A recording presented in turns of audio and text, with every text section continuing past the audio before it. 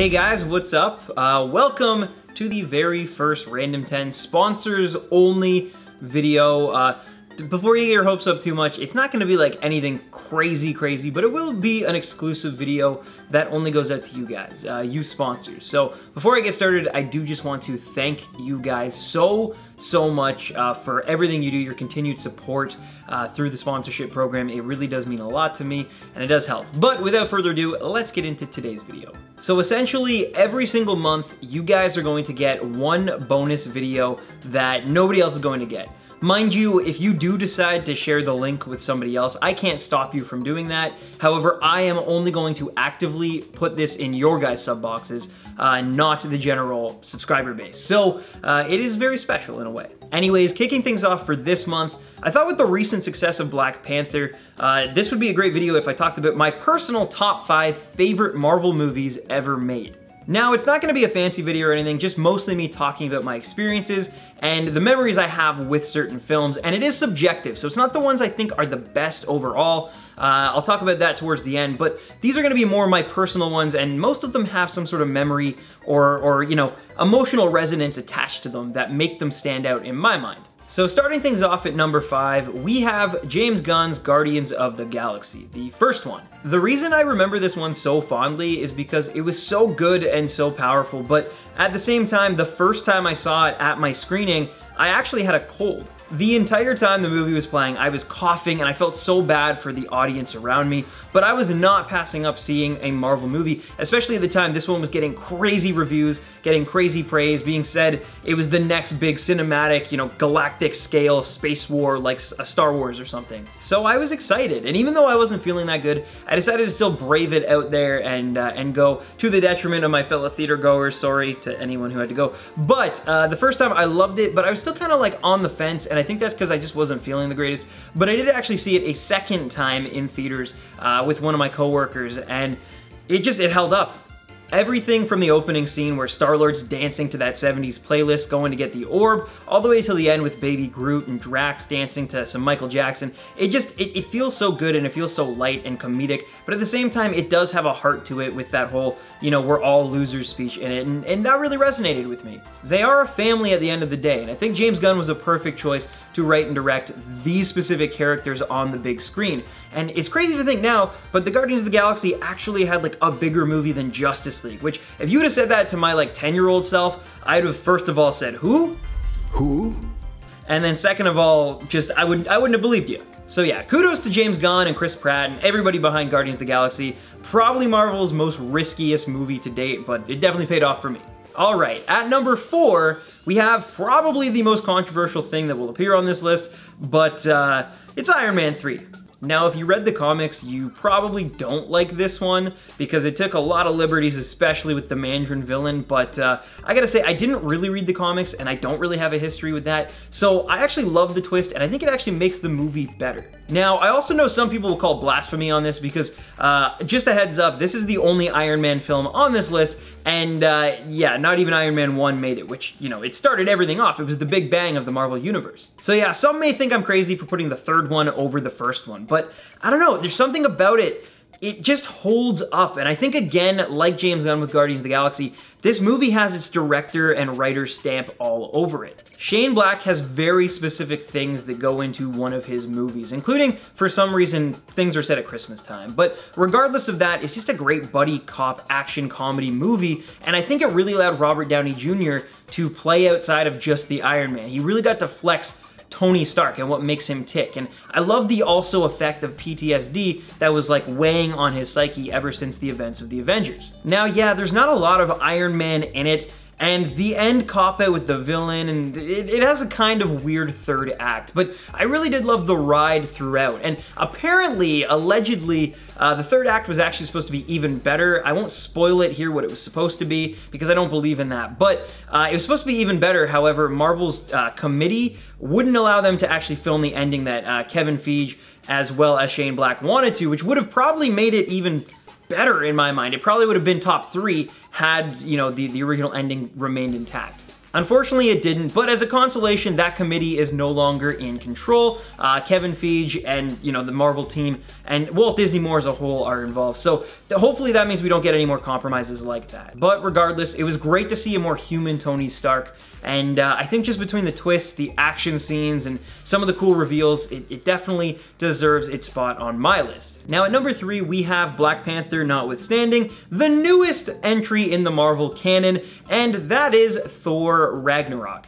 This one is crazy for me because I enjoyed myself in the theater. I saw it the first day. I really did love it, but it wasn't really until afterwards, being on the internet, being on Reddit, that I started seeing people post like memes or little jokes from the movie, and I would just like laugh. Like I would laugh out loud at these pictures with the little dialogue captions and whatnot, the memes essentially. So it's one of those things where I don't think I was really able to appreciate the pure level of comedy that Taika Waititi and that entire team brought to that film until a little bit later and it had sunk in. It's clear Chris Hemsworth and most of the cast are having more fun in this movie than they've had in any installment previously up until this point. And like I already mentioned, Taika Waititi is a genius. He also wrote and directed this, and it seems like a common theme among Marvel's movies ever since Guardians, and I think it's working out in wonders. Having that epic Hulk versus Thor fight as well that we've been waiting since the little tease in the first Avengers, it made the movie, like the price of admission, worth it alone. But I was surprised, like Mark Ruffalo brought, as he does tend to do, brought a lot of heart to his role as well, on top of all of the jokes, of course. It's probably hands down the funniest movie that Marvel has ever put out among everything so far. And man, oh man, I also gotta give a big shout out to Jeff Goldblum as the Grandmaster. There's that scene where his hologram pops up in the like party ship. Again, I won't get into too many details, but that scene has stuck with me, and I laughed in the theater. I laugh every time I see it. Jeff Goldblum is the best. But yeah, Thor Ragnarok, number 3. We'll see if it stands the test of time, but for now, I feel comfortable putting it there. All right, so now we're getting down to the nitty gritty, and it was a really hard choice between my number 1 and my number 2. But I will say, I think it's fair. And in the number 2 spot, we have The Avengers. This is kind of weird because in terms of like my favorite movies ever, this will actually beat out the number 1 just for the experience I had in the theater. As a film, as a movie, as a popcorn action flick, this is bar none one of the best times I've ever had watching anything on screen. TV, internet, anything. This is something that had never been done before, or even really attempted in such a big $1 million bloated budget Hollywood kind of way, and nobody thought that it would actually pay off. It seems weird now that we have movies like Black Panther that are gonna gross $1 billion, but back then most of the Marvel movies were only making around 300 to 400 million. So when the Avengers opened to like 1.5 billion or whatever it was after its total gross, no one could have seen that coming except for us die-hard Marvel fans who could kind of see where all of the strings were going. Once again, I have to give most of the credit to another writer-director in Joss Whedon. And say what you want about Joss Whedon, I do love Buffy. I don't like some of his other stuff, but I mean, he killed it with the Avengers. Just plain and simple, he gave us fanboys everything we could hope for and more. I still remember going to the premiere in downtown Toronto on the first available midnight showtime that there was. Me and my friends, including Neon, stayed in a hotel. We dressed up in cosplay. I was Thor for some reason because I had blonde hair, and there were so many other people dressed in cosplay. There was one amazing female Loki cosplayer. It was just, the scene was already set and the stakes were so high. And this is one of the few times where my expectations were actually exceeded in every way. The first 2 acts are good, but that third act is just something magical. And the only thing I can equate it to is what my dad's generation must have felt watching Star Wars for the first time.